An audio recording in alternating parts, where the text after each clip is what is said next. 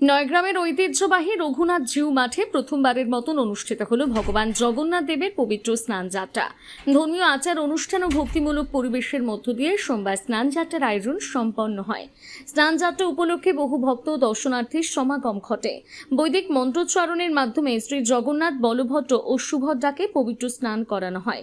এই নতুন সংযোজনকে ঘিরে এলাকাবাসীর মধ্যে উৎসাহ ও আনন্দ ছিল চোখে পড়ার মতো।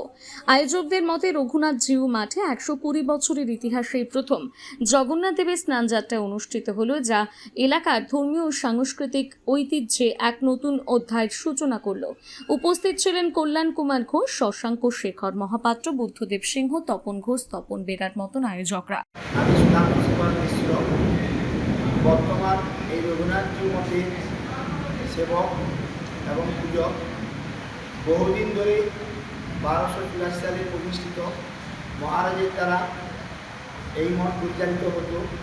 বর্তমান সুধাংশুশেখর মিশ্র আমি পূজক এবং সেবক। নয়গ্রাম রঘুনাথ জিউ মঠ আজকে স্নানযাত্রা, জগন্নাথ দেবের স্নানযাত্রা এই অনুষ্ঠান চলছে।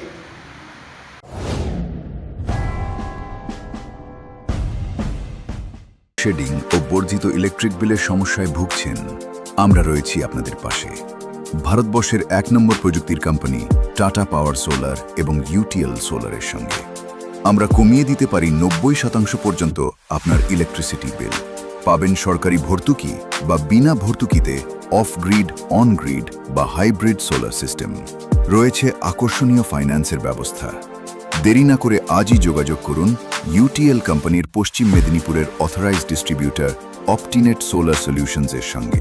অপটিনেট সোলার সলিউশনস, কেশিয়াড়ি, থানাগোড়া, পশ্চিম মেদিনীপুর। নিজেকে আপডেট রাখতে ফলো করুন সানন্দা নিউজ।